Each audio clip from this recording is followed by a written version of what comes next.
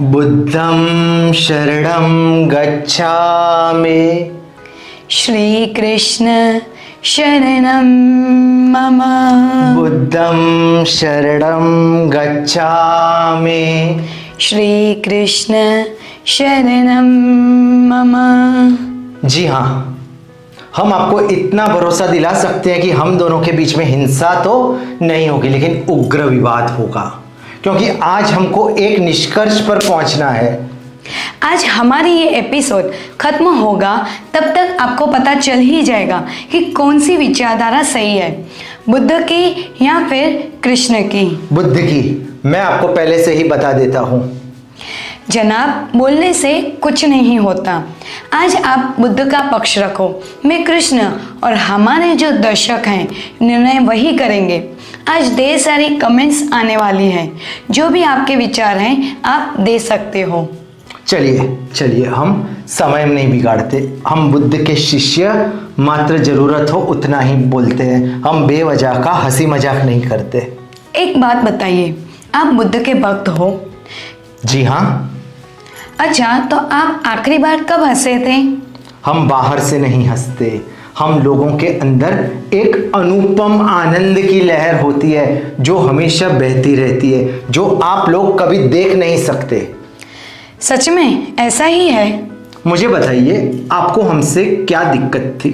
बुद्ध का जन्म भी तो भारत में ही हुआ था, फिर क्यों आपने हमारा इतना विरोध किया? क्यों आपने बुद्ध की विचारधारा को आगे नहीं बढ़ने दी?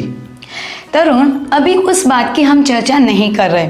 आज का हमारा विषय है कि दोनों विचारधाराओं को समझना, उनका विश्लेषण करना और फिर निष्कर्ष तक पहुंचना कि इनमें क्या समानता है, इनमें क्या विरोधाभास है, और आज के ज़माने में जो लोग हैं उनको कौन सी विचारधारा सबसे श्रेष्ठ लगती है, उनके लिए कौन सी श्रेष्ठ है।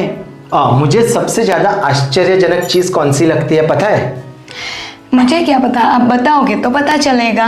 जब मैंने एनालिसिस किया तो मुझे पता चला कि जो लोग कृष्ण की विचारधारा को मानते हैं वो बुद्ध के अगेंस्ट में होते हैं, और जो लोग बुद्ध को मानते हैं उनको कृष्ण पसंद नहीं है। ठीक है, तो चर्चा शुरू करते हैं। आपको बुद्ध की विचारधारा से किस पहलू से सबसे ज़्यादा प्रभावित हुए हैं? देखिए, बुद्ध एक दिव्य पुरुष थे। उन्होंने पूरे संसार के सब पहलुओं पर अभ्यास किया और फिर उन्होंने उसका निष्कर्ष निकाला, और वही उनकी विचारधारा बन गई। जैसे कि सांसारिक जीवन एक मोह माया है, और अगर हमें सच्ची खुशी पानी है तो हमें इससे ऊपर उठना पड़ेगा, और तभी हम आत्मा की दिव्यता को महसूस कर पाएंगे।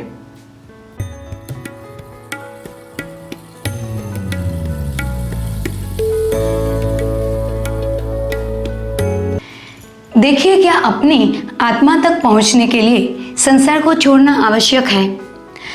श्री कृष्ण ने कहीं भी ऐसा नहीं कहा कि सुखी होने के लिए संसार का त्याग करना चाहिए। कृष्ण हमारे पूरे इतिहास में एकमात्र ऐसे महापुरुष हैं जो धर्म की पूर्ण ऊंचाई और गहराई तक पहुंचे, और फिर भी वे बिल्कुल भी गंभीर और दुखी नहीं हैं, आंसू नहीं बहा रहे। ऐसे संतों की लंबी श्रृंखला में केवल कृष्ण ही हैं जो नाचते, गाते और हंसते हुए आते हैं।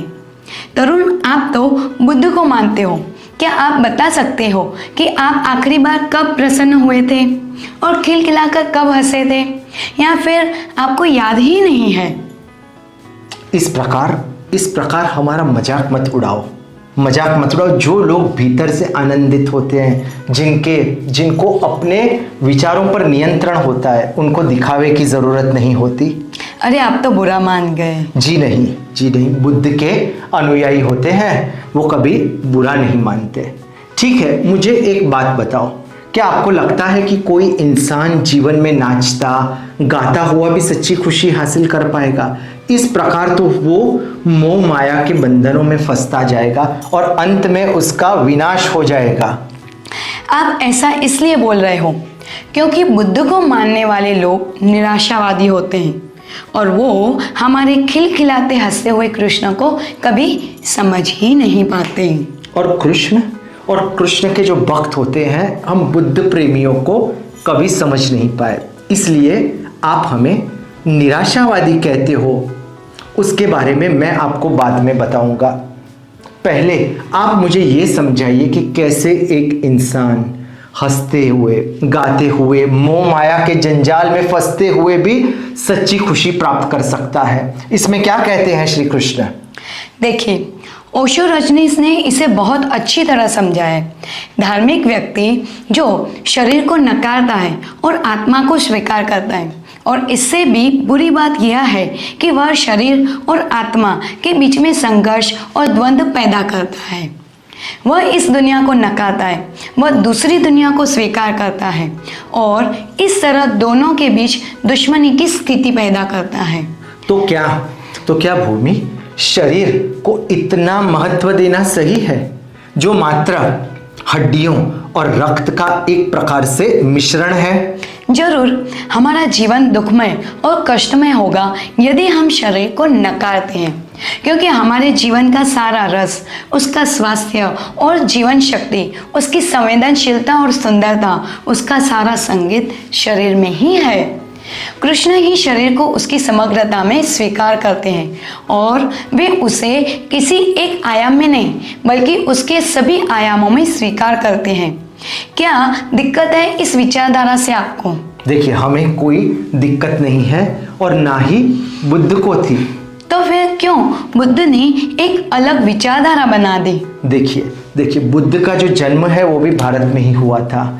तब भी श्री कृष्ण की विचारधारा प्रचलित थी, लेकिन उन्होंने गहरी सोच के बाद निष्कर्ष निकाला कि वो विचारधारा सुनने में तो बड़ी सुहानी लगती है, बड़ी अच्छी लगती है, लेकिन उसको अमल करना बेहद मुश्किल है। उसका कारण स्पष्ट है। जब इंसान शरीर और मन की तरफ आकर्षित होता है, उसके बारे में सोचने लगता है, वो धीरे धीरे मोह माया के जंजाल में फंस जाता है, और उतना ही वो अपनी सच्ची दिव्यता से दूर हो जाता है। वो गुमराह और लाचार बनने लगता है। क्या आप इससे सहमत हो? जरूर है। ये मुमकिन है कि इंसान अगर सिर्फ सांसारिक चीजों की ओर आकर्षित होगा तो काम, क्रोध और लोभ में फंसता चला जाएगा और विनाश की ओर बढ़ता जाएगा। लेकिन कृष्ण ने हमें कभी ऐसा नहीं सिखाया कि आप मोह माया में तृप्त रहो। उन्होंने एक संपूर्ण जीवन जीने का हमें मार्गदर्शन दिया है। ठीक है, तो आप उसको संक्षिप्त में समझाओ हमको। श्री कृष्ण जीवन को उसके सभी पहलुओं, सभी मौसमों और रंगों में स्वीकार करते हैं। वह अकेले ऐसे व्यक्ति हैं जो जीवन को बिना किसी शर्त के स्वीकार करते हैं। वो प्रेम से दूर नहीं भागते। वह एक पुरुष होने के नाते महिलाओं से कभी दूर नहीं भागते।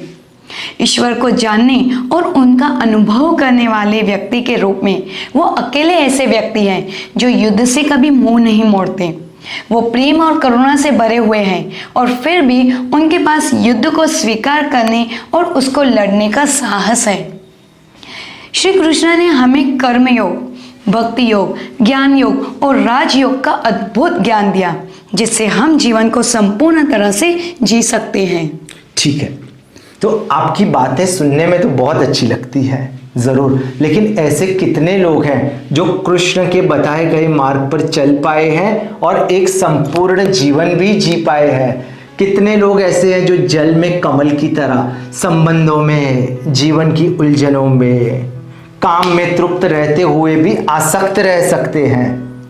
चलिए, उसके बारे में मैं आपको बताऊंगी। लेकिन आप बुद्ध भक्तों का क्या मानना है? क्या परम आनंद तभी पाया जा सकता है अगर हम संसार का त्याग कर दें और साधु संत बन जाएं? क्या आपकी यही विचारधारा है? और हाँ, अगर सबने संन्यास ले लिया तो विश्व का तो अंत हो जाएगा। देखिए, सब लोगों को एक गलत फहमी है कि बुद्ध निराशावादी थे और उन्होंने संसार त्याग करने की सबको शिक्षा दी है। तो क्या ये सही बात नहीं है? देखो, बुद्ध की विचारधारा आपको इस कहानी से, अभी मैं जो आपको बताऊंगा उससे समझ पड़ जाएगी। एक बार एक विद्वान पुरुष गौतम बुद्ध के पास आते हैं। तब बुद्ध का नाम बहुत प्रचलित था, सब लोग बोलते थे कि बुद्ध के पास जाइए, ये दिव्य पुरुष हैं। वो विद्वान आते हैं, गौतम बुद्ध के पास जाते हैं। गौतम बुद्ध से पूछते हैं कि क्या आप ईश्वर हो? गौतम बुद्ध उनकी ओर देखते हैं, मुस्कुराते हैं, कहते हैं कि जी नहीं, मैं ईश्वर नहीं हूँ। वो पूछता है विद्वान कि आप कोई अवतार हो, कौन से अवतार हो, 5वें अवतार, 6ठे अवतार। बुद्ध उनकी ओर देखते हैं, मुस्कुराते हैं, कहते हैं मैं अवतार भी नहीं हूं। उसने एक एक कर, उन्होंने पूछा कि क्या आप गांधर्व हो? गांधर्व, अगर देवी देवता होते हैं उनका जो कोर्ट होता है उसमें जो म्यूजिक बजाता है, जो डांस करते हैं, उनको गांधर्व बोलते हैं। इसलिए बुद्ध की जो बात करने की जो तरीका था, उनके आजू बाजू जो वातावरण पैदा होता था वो भी संगीतमय बन जाता था। इसलिए वो विद्वान उनसे पूछता है कि क्या आप गांधर्व हो? गौतम बुद्ध उसकी ओर देखते हैं, मुस्कुराते हैं और कहते हैं मैं गांधर्व भी नहीं हूं। एक एक एक एक करके वो सब चीजें पूछता है। गौतम बुद्ध उसको नकारते जाते हैं।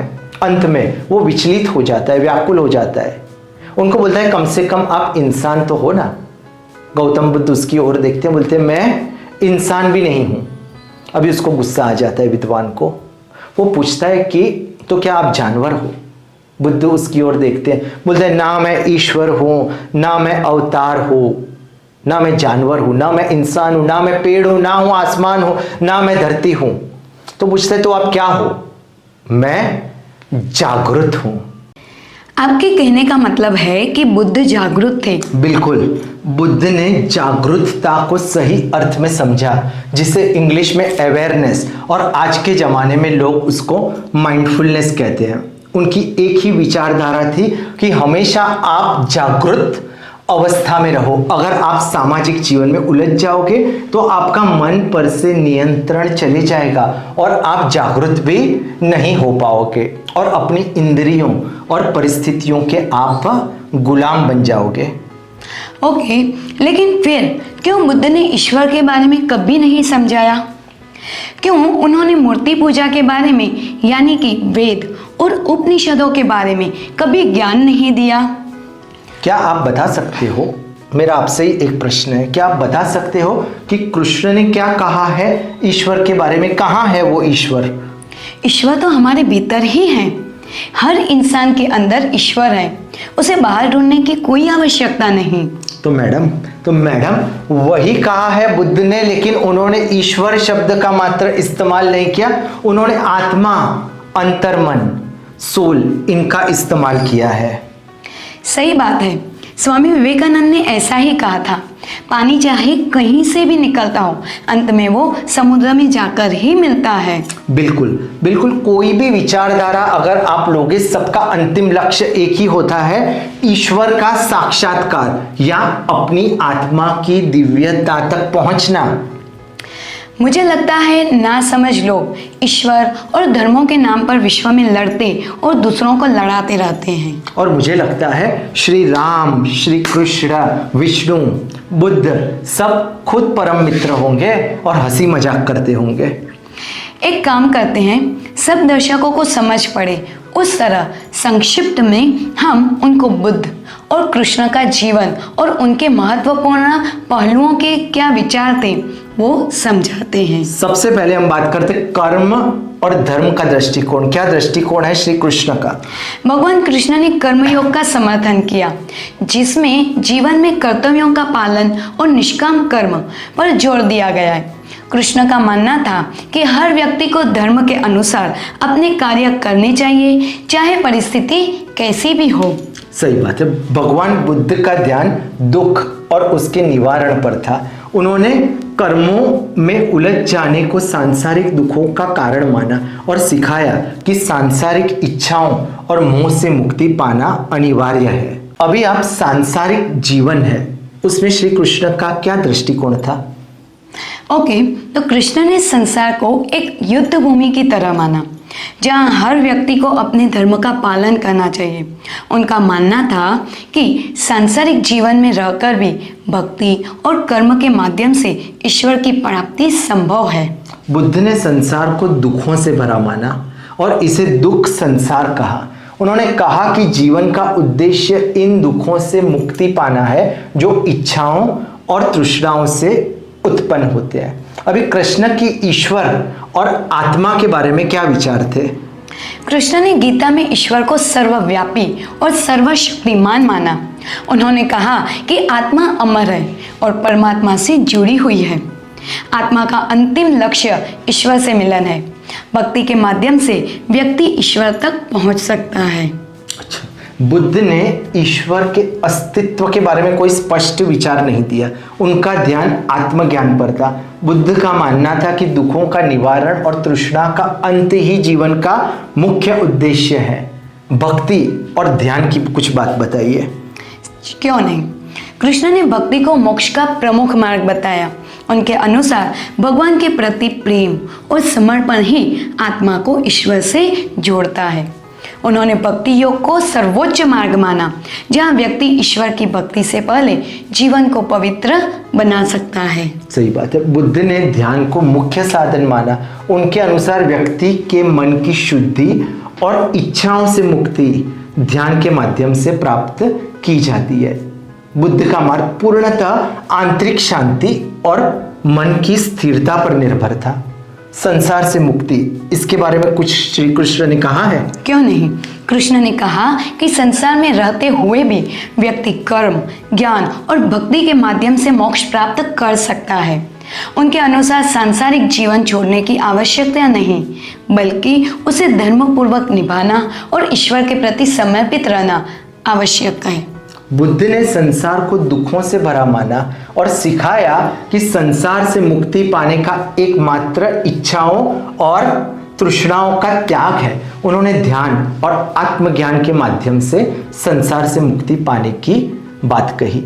आशा करता हूं कि ये जो वीडियो था ये हमारी कोई धार्मिक लड़ाई नहीं थी, बस लोगों को सोचने का मौका मिले कि कृष्ण भगवान बुद्ध, सबकी अलग अलग विचारधारा होती है, लेकिन उसके अंदर कोई विरोधाभास नहीं है। ये अलग अलग प्रकार से श्री कृष्ण ने, बुद्ध ने, अल्लाह ने, सब ने अपने अपने मंतव्य रखे, लेकिन सबका जो निष्कर्ष था, सबका जो ध्येय था, वो एक अच्छा, सुखी, समृद्ध जीवन जीना था।